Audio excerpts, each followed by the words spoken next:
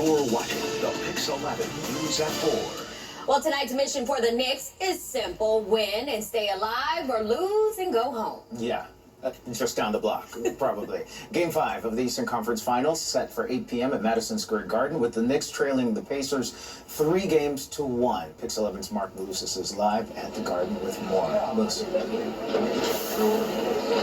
Yeah, Candice, you guys mentioned it. The Knicks facing playoff elimination for the first time in this NBA postseason, down 3-1 in the Eastern Conference Finals. The big news, a big storyline going into tonight's matchup is going to be the availability of center Karl Anthony Towns. The Knicks yesterday listed him as questionable with a left knee contusion. Tom Thibodeau will meet with the media right around 6:15 this evening. You mentioned tip at 8 o'clock. Maybe the head coach will have a little bit more clarity on that. In terms of the first 4 games of this series, expect the unexpected. It's been wild. If you missed it, let's look back.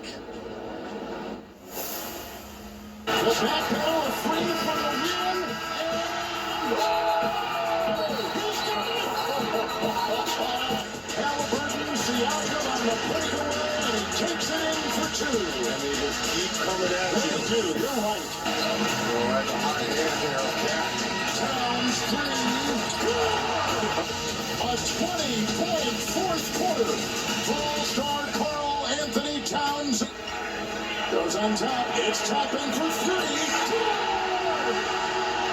That'll do it. Back home, I'd never known this team to quit.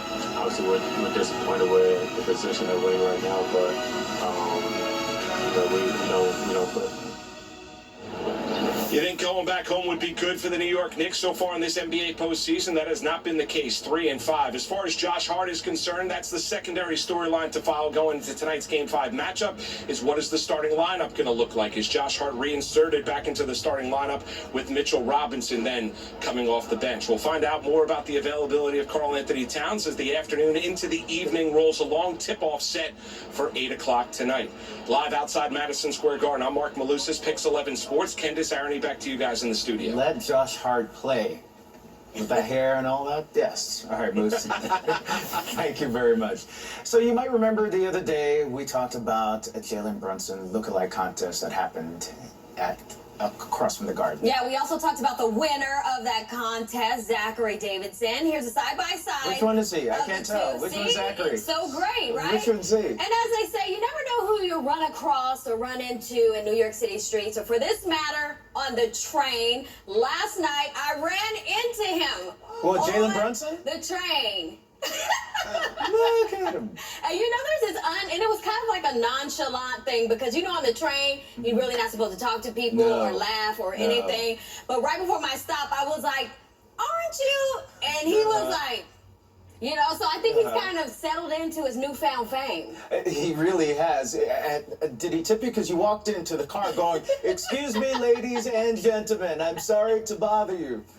No, I didn't. But I think he's probably had encounters, you know, across the city. Didn't his friend say that the people pick him out? Yeah, all the time. That is. And I was, you know, I was trying to, you know, I was in my New York City demeanor, looking down at the ground, like, don't look at nobody, you know, you don't want no problem. But I looked up and I was like, that's him. I'm like, aren't you? And he's just like, yeah. That's almost like bigger than running into Brunson himself.